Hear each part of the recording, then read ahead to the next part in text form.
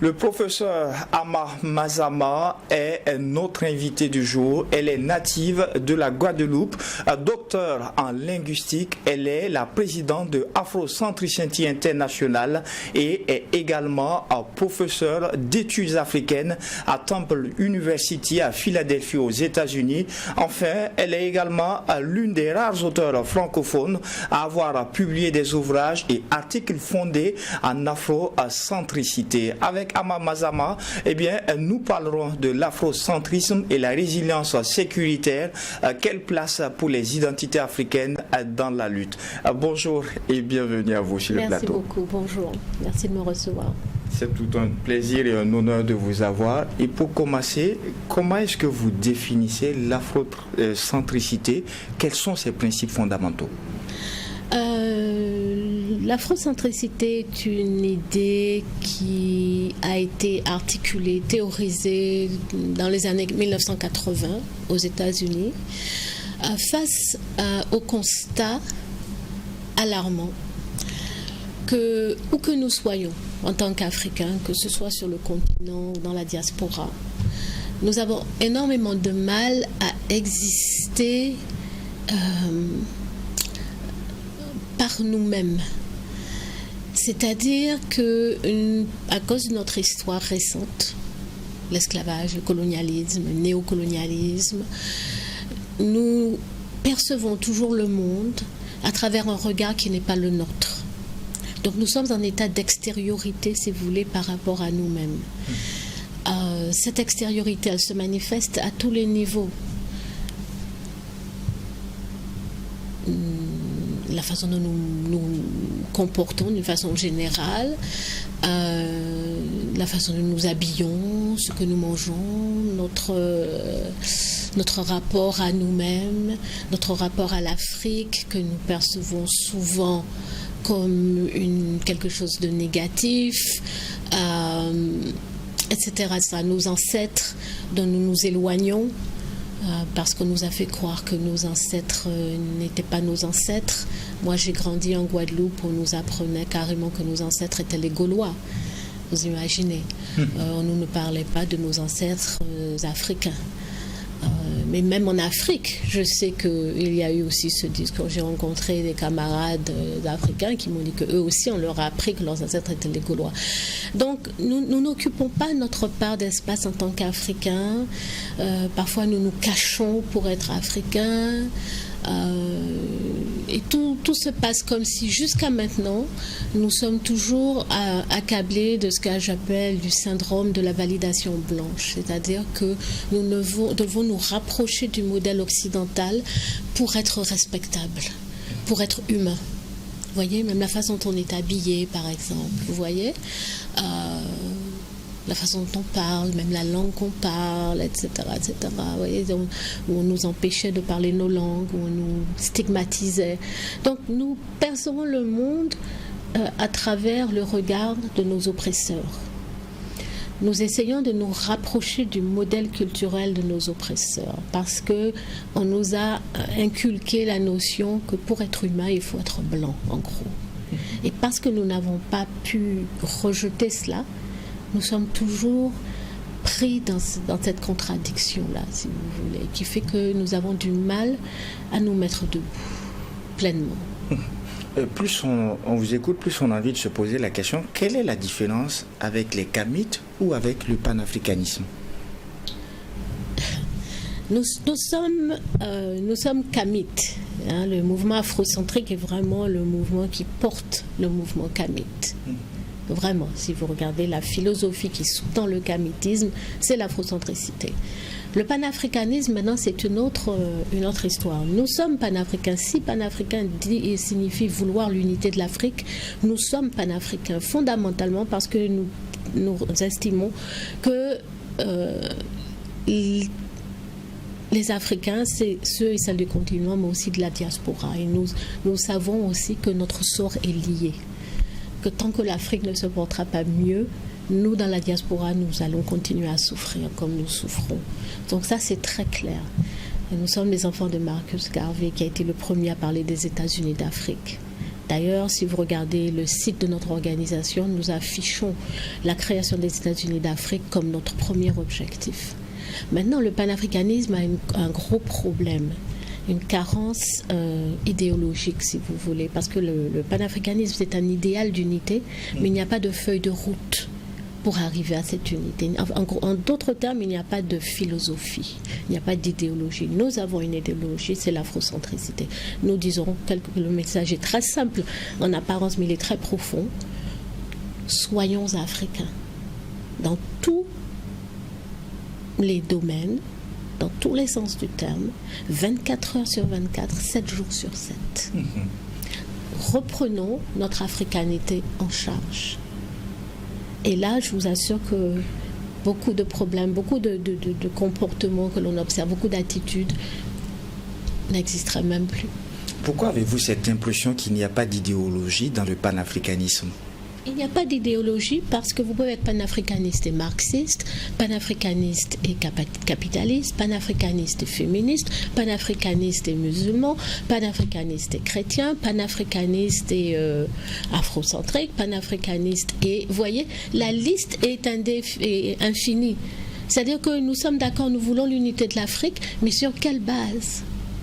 Alors, est-ce que ça va continuer à être des bases extérieures ? Parce que quand vous retournez au début du mouvement panafricain, vous vous rendez compte qu'en fait, les architectes même du panafricain, dans les années 1900 et puis après dans les années 1960, 1945, 1960, c'était fondamentalement un mouvement intégrationniste. Vous voyez ? C'est-à-dire comment on va intégrer l'Afrique dans le monde occidental, en fait. Vous voyez, quelqu'un comme Kwame Nkrumah et son conscientisme, par exemple, lui prônait une Afrique ouverte à tout. Voilà. Mais le problème, c'est que quand on ne s'est pas retrouvé, quand on n'a pas retrouvé ces bases culturelles et qu'on s'ouvre, c'est très dangereux. On se perd. Vous voyez ? On se perd. Et c'est ce qui nous est arrivé, c'est ce qui nous arrive. Vous voyez ? Donc, nous, on dit, mais rentrons à la maison. Et la maison, pour nous, symboliquement, c'est l'Afrique, culturellement. C'est-à-dire qu'on peut être en dehors de l'Afrique et être en Afrique. Et on peut être en Afrique physiquement et ne pas être en Afrique culturellement. Parce qu'on ne vit pas selon les valeurs culturelles africaines. Or, ces valeurs culturelles, pour nous, elles sont indispensables pour qu'il y ait une vraie renaissance africaine. Vous appelez donc à repartir vers une narration qui prend en compte les réalités africaines.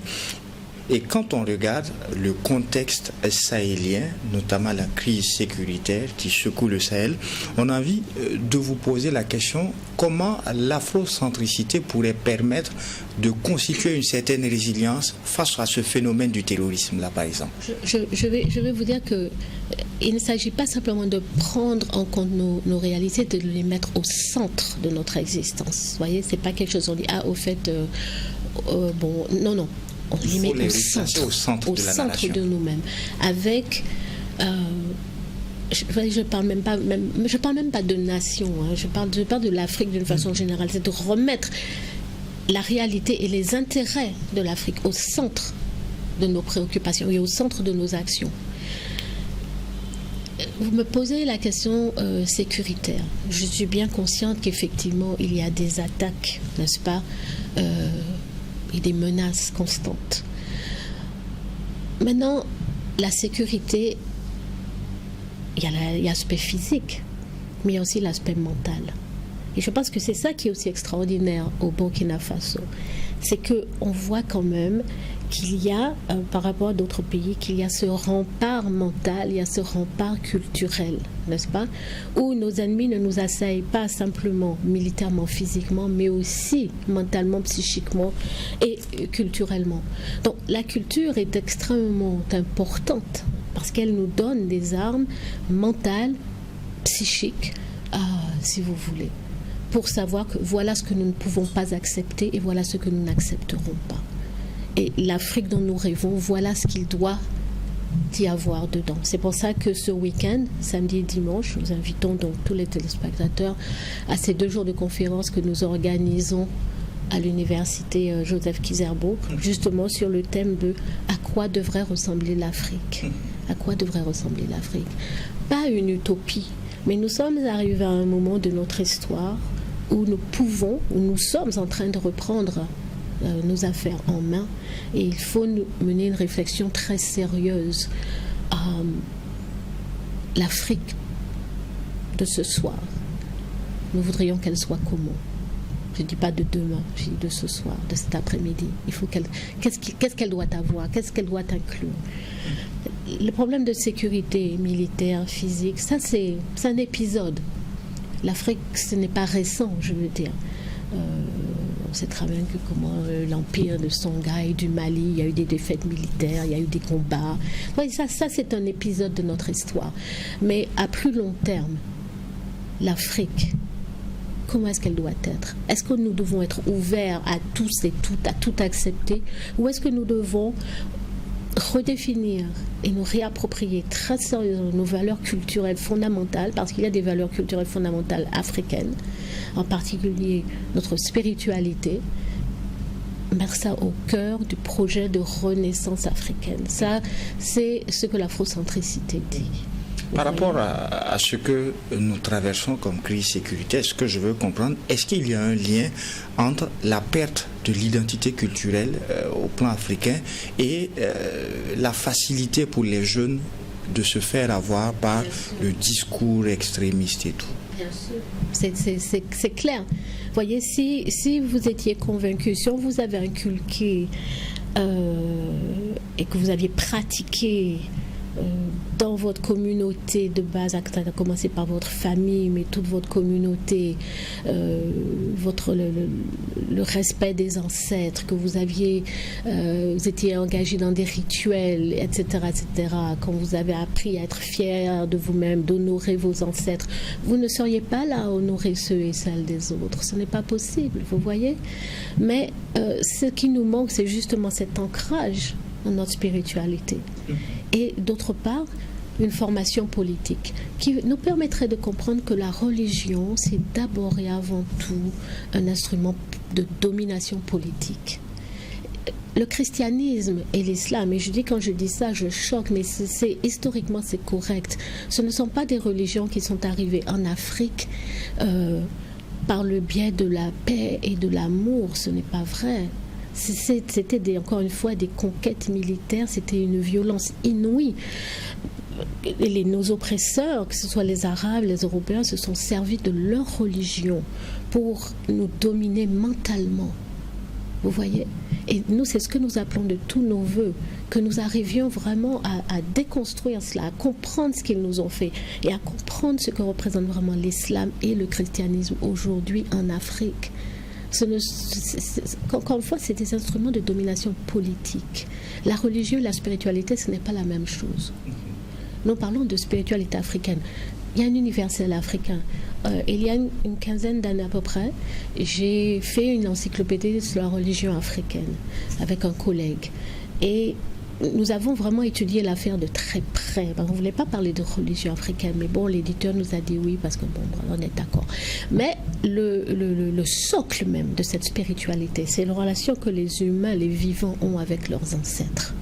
Ça, c'est fondamentalement africain. Je ne dis pas qu'il n'y a que les Africains, mais ce qui nous définit notre vision du monde, en particulier, c'est ce rapport dynamique entre les vivants et leurs ancêtres. Et ça, vous trouvez ça partout dans toute l'Afrique. Vous voyez? Ça, c'est la spiritualité. Maintenant, ces histoires de nous imposer un Dieu, etc., des divinités qui ne viennent pas de nous, qui ne parlent pas nos langues, qui ne nous ressemblent pas, mais qui ressemblent à nos oppresseurs comme deux gouttes d'eau. Ça, c'est encore une fois un mécanisme pour nous opprimer. Et ça continue. Vous voyez, ça continue. Ces jeunes qui s'identifient à ces djihadistes, n'est-ce pas, extrémistes, et donc leur loyauté est envers un Dieu étranger plutôt qu'envers leur communauté.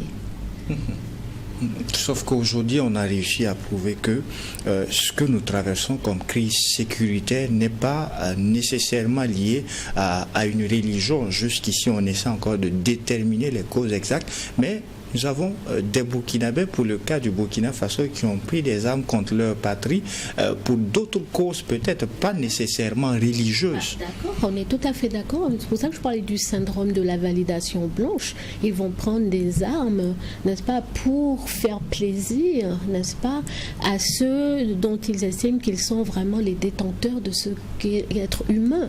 Vous voyez, donc pour faire plaisir à ces gens dont ils recherchent la validation, dont ils recherchent la reconnaissance. Ils vont dire, nous, on n'est pas comme eux. Nous, on sait ce que vous avez fait pour nous, on sait ce que la colonisation nous a apporté, on sait. Vous voyez ce que je veux dire? Donc, il y a toutes sortes de scénarios. Mais ce qui est clair, c'est que partout où nous avons énormément de mal à nous identifier d'abord et avant tout comme Africains. Et à savoir que c'est à l'Afrique que nous devons toute notre loyauté et tout notre engagement. Parce que justement, nous sommes assaillis. C'est pour ça que je disais que la violence, elle n'est pas seulement militaire. Et dans notre cas, je pense qu'elle est vraiment avant tout mentale. Où nous sommes... Vous voyez ce que je veux dire? On perd notre capacité à penser pour nous-mêmes et par nous-mêmes. Et à penser aussi quels sont nos intérêts. Quand je vais détruire ma communauté, qu'est-ce que ça apporte à mon pays? Quand je vais tuer, quand je vais servir les intérêts de la France, en quoi ça va aider mon peuple? Vous voyez, on n'est même plus capable de se poser de ces questions fondamentales, en fait, qui sont basiques. Et les réponses qu'on donne, en fait, elles sont fausses parce qu'encore une fois, nous ne percevons pas notre réalité, notre existence par rapport à nous-mêmes. Mais parce que Marcus Garvey aurait appelé des lunettes blanches ou des lunettes arabes ou des lunettes, enfin bref, tout sauf des lunettes africaines.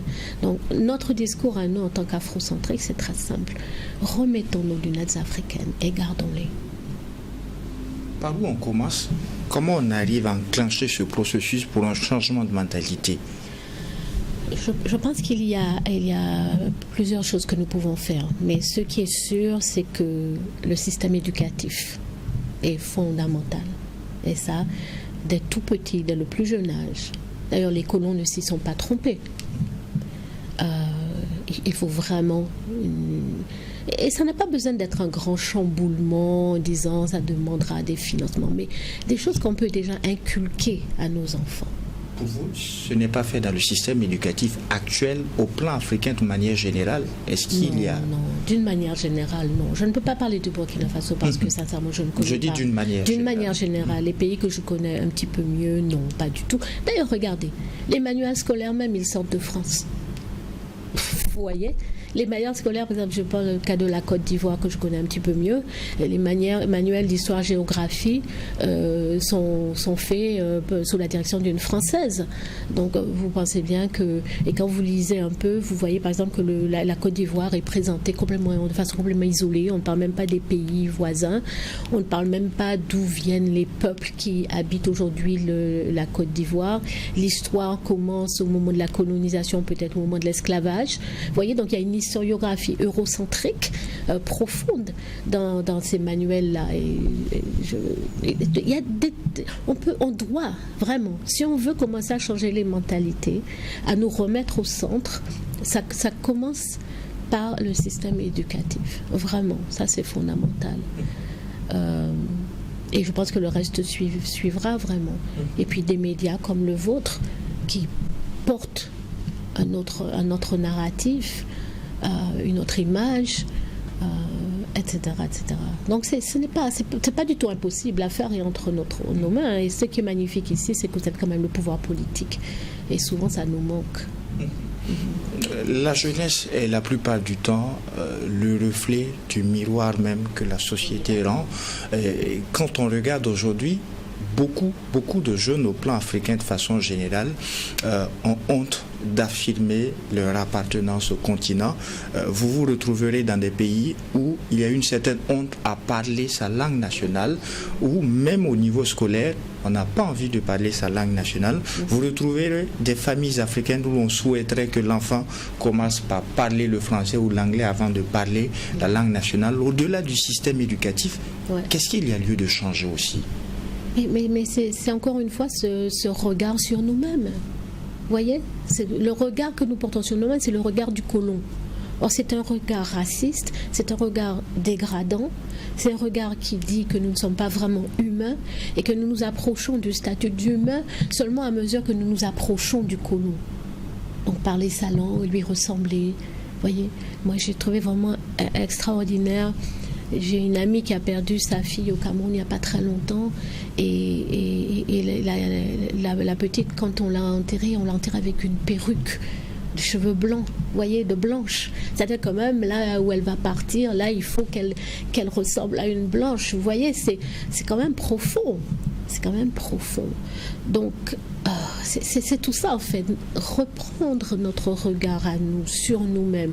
Comprendre, n'est-ce pas, la supercherie occidentale. Comprendre tous ces mensonges qu'on nous a inculqués et dont on nous nourrit par leurs médias. Il faut qu'on ait nos propres médias, qu'on ait notre propre propagande pro-africaine, où maintenant on commence à parler de qui nous sommes vraiment, de notre histoire. Ces gens que nous cherchons à l'unité, que nous acceptons de placer sur un piédestal parce qu'ils s'y sont placés eux-mêmes. En fait, il y a 30 000 ans, ces gens-là vivaient dans des cavernes, mangeaient de la viande crue et voilà, pendant que nous, on avait quand même déjà bâti une civilisation extraordinaire. Donc, je pense qu'il y a aussi le fait que nous ne connaissons pas notre histoire.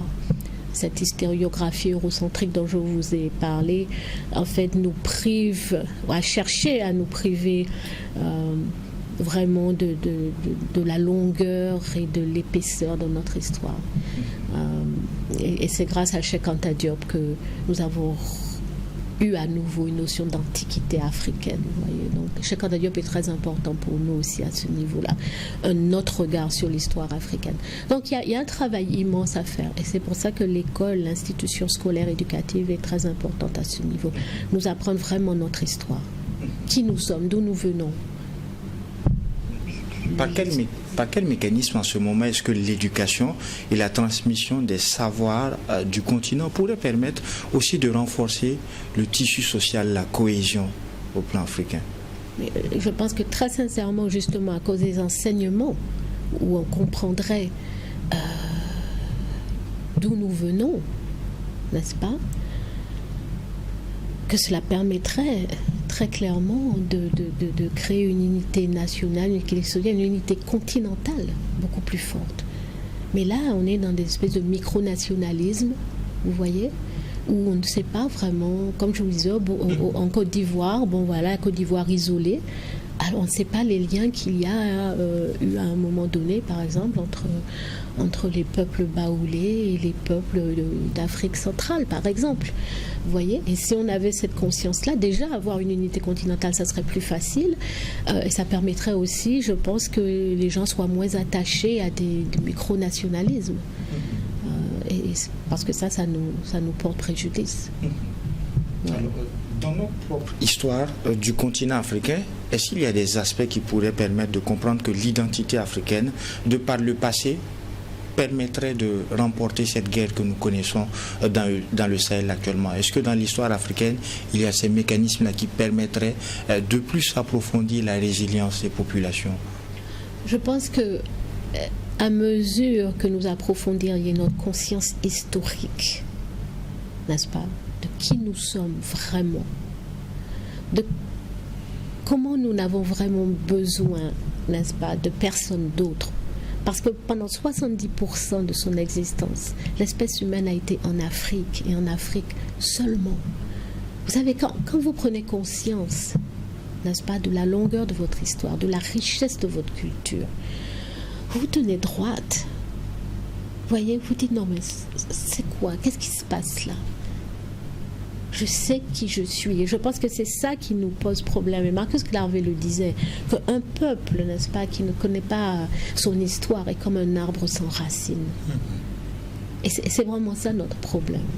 Nous sommes maintenant un peu comme un arbre sans... Je ne dis pas complètement, parce que je suis dans la conscience victorieuse. Donc il y a des gens qui disent, oh non, la culture africaine, non, pas du tout. Vraiment, je ne dirais pas ça parce que je ne le crois pas, ce n'est pas vrai. Mais il faut que ces racines-là, on les revitalise. Et quand on les a revitalisées, l'arbre qu'est l'Afrique sera beaucoup plus fort et beaucoup plus capable de faire face aux agressions intérieure et extérieure. C'est ce que je pense sincèrement. Notre sève, qui est notre sève ancestrale, c'est un peu tari, parce que nous sommes allés à gauche, à droite. Nous sommes perdus. Et nous avons oublié de continuer à alimenter la sève de notre arbre fondamental. Et c'est ce que propose l'afrocentricité. Retournons à notre spiritualité, retournons à nos ancêtres, honorons-les, cessons d'honorer les ancêtres des autres, arrêtons de porter les noms des ancêtres des autres. Honorons-nous nous-mêmes, parce qu'en honorant nos ancêtres, nous nous honorons nous-mêmes. Nous sommes nos ancêtres. Tout le monde a des ancêtres. Si nous n'avions pas d'ancêtres, nous ne serions pas ici. Donc, en ne les honorant pas, c'est nous que nous n'honorons pas. Et puis, c'est aussi une façon de dire que nous ne sommes pas divins, nous ne sommes pas sacrés. Oh, nous sommes les créatures d'Amon-Ra, au même titre que les autres. Quel est le rôle des dirigeants africains afin d'intégrer l'afrocentricité que vous prônez dans la gouvernance? Comme je vous l'ai expliqué, c'est un rôle fondamental, très important. On a besoin du pouvoir politique. Parce que le pouvoir politique, bien sûr, prend des décisions qui maintenant vont avoir un impact. Et c'est ça notre drame. C'est que nous avons souvent des dirigeants qui, malheureusement, sont au service, n'est-ce pas, de gens qui ne nous veulent pas du bien, qui ne nous ont jamais voulu de bien. Leur rôle est fondamental parce qu'ils sont à même de prendre des décisions. Je parlais par exemple du système scolaire, du système éducatif. C'est clair que là vraiment il y a un travail immense à faire et qu'on peut changer une société par le biais des leçons que l'on fait apprendre aujourd'hui aux enfants. Ça, c'est vraiment extrêmement important. Mais il n'y a pas que ça. Je salue, par exemple, ce que votre président, le capitaine Ibrahim Traoré, a fait tout dernièrement avec la recréation, je crois, de l'IPN, n'est-ce pas? Ça, c'est aussi extrêmement important. Voilà, l'Institut des peuples noirs, la journée du 15 mai, c'est extrêmement important. Maintenant, il ne faudra plus que ça soit juste une journée. Il faudra que ça devienne un mois. Et puis, ça va devenir toute une année. Ça va être la façon d'être des Burkinabés. Pourquoi ne pas honorer nos ancêtres toute l'année? C'est normal. Est-ce qu'il n'y a pas aussi un souci d'exemplarité lorsque, pendant longtemps, on a connu des chefs d'État africains dont les enfants sont scolarisés à l'extérieur parce qu'ils se disent qu'il y aurait de la qualité. Vous êtes vous-même professeur dans une université aux États-Unis. On se dirait qu'on aurait les meilleurs enseignements là-bas, pas sur le continent. Lorsque l'on se soigne soi-même à l'extérieur toujours, est-ce qu'il n'y a pas aussi ce souci d'exemplarité quand on regarde? Mais bien sûr, il y a des gens si vous ne croyez pas en l'Afrique, parce que c'est ça en fait, si vous n'y croyez pas, parce que ces présidents dont vous parlez, eux aussi, et surtout eux, ils ont été assujettis à ce lavage de cerveau, n'est-ce pas? Moi, aux États-Unis, je suis professeur d'africologie et d'African American Studies. Africologie, c'est une discipline que nous avons créée. C'est l'étude de l'Afrique, l'étude afrocentrique de l'Afrique. Où nous apprenons à nos étudiants à regarder l'Afrique en Afrique et à l'extérieur du point de vue des Africains. Et donc nous prenons la vision du monde africaine que nous définissons en fonction de ce que nous avons compris, de nos pratiques à nous-mêmes, puisque nous sommes africains, et c'est ce que nous faisons. Vous voyez? Et je peux vous assurer que ce que nous obtenons après quelques années d'enseignement comme ça avec des étudiants, c'est très très différent de ce qui se passe dans d'autres départements de l'université. Par exemple, dans le département d'anthropologie, il y a des étudiants qui étudient la culture africaine. Mais ce qu'on leur apprend dans le département d'anthropologie, qui est une discipline occidentale vraiment par définition coloniale, etc., et ce que nous leur apprenons, c'est totalement différent. Et vous voyez deux individus totalement différents. Est-ce que vous l'enseignez également dans une université africaine? Oui.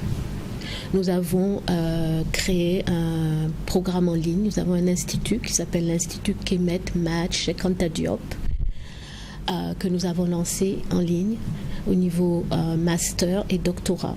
Où justement, donc c'est en ligne, c'est pour permettre l'accès de par le monde à cette formation. Et donc, nous avons quand même déjà formé pas mal d'étudiants. Ça continue. Je crois que nos premiers docteurs vont probablement émerger d'ici 1 an ou 2. Donc oui, nous le faisons, mais en ligne. Et notre institut est basé à Abidjan. Notre bureau, si vous voulez, est à Abidjan. Voilà. Mais nous avons des étudiants de partout d'Afrique et d'en dehors de l'Afrique. Nous avons des étudiants d'Haïti, du Cameroun, etc., du Bénin. Voilà. Professeur Mazama, quand vous regardez le Burkina, ça c'est la toute dernière question. Vous êtes au Burkina Faso, vous découvrez un peuple résilient qui traverse une crise sécuritaire depuis une décennie, mais qui s'est donné pour ambition d'aller avec ses propres forces, avec ses VDP, avec ses moyens, de recourir aussi à son identité. Nous avons eu des journées instituées comme celle du 15 mai et d'affirmer de plus en plus sa souveraineté. Quel serait votre mot de fin à l'endroit de ce peuple? Écoutez, mon mot de fin est vraiment pour témoigner toute mon admiration au peuple burkinabé, pour le travail que vous faites. Je ne sais pas si vous vous en rendez compte, mais tous les Africains du monde ont les yeux braqués sur ce que vous faites ici au Burkina Faso. Vous nous remplissez d'espoir et de fierté. Et c'est pour ça que nous sommes ici aujourd'hui. Notre convention, nous l'organisons chaque année dans un pays différent. Nous avons choisi vraiment de venir au Burkina Faso pour être témoins, mais aussi pour témoigner de notre soutien indéfectible, parce que votre combat est notre combat. Et nous voulions être ici, dans ce moment, avec vous, dans cet espace, parce que c'est un privilège, c'est un honneur. Vraiment, je vous le dis très, très sincèrement, nous vous soutenons et nous vous respectons beaucoup. Merci pour ce que vous faites ici. Merci à vous, professeur Ama Mazama. Merci d'avoir accepté cette invitation. Je rappelle que vous êtes la présidente de Afro Century International. Vous êtes également professeur d'études africaines à Temple University à Philadelphie aux États-Unis. Et avec vous, nous venons de parler de l'afrocentrisme et la résilience sécuritaire. Quelle place pour les identités africaines dans la lutte? Merci à vous. Merci beaucoup. Également, merci à vous, auditeurs et téléspectateurs des médias leaders à Twi TV et Watt FM. Merci sur le FM, donc ce numéro du DEJ Matinal Info. En attendant, bien sûr, de vous retrouver, Dieu voulant, pour un autre numéro. Non seulement portez-vous bien, mais aussi et surtout que Dieu bénisse le Burkina Faso. Au revoir.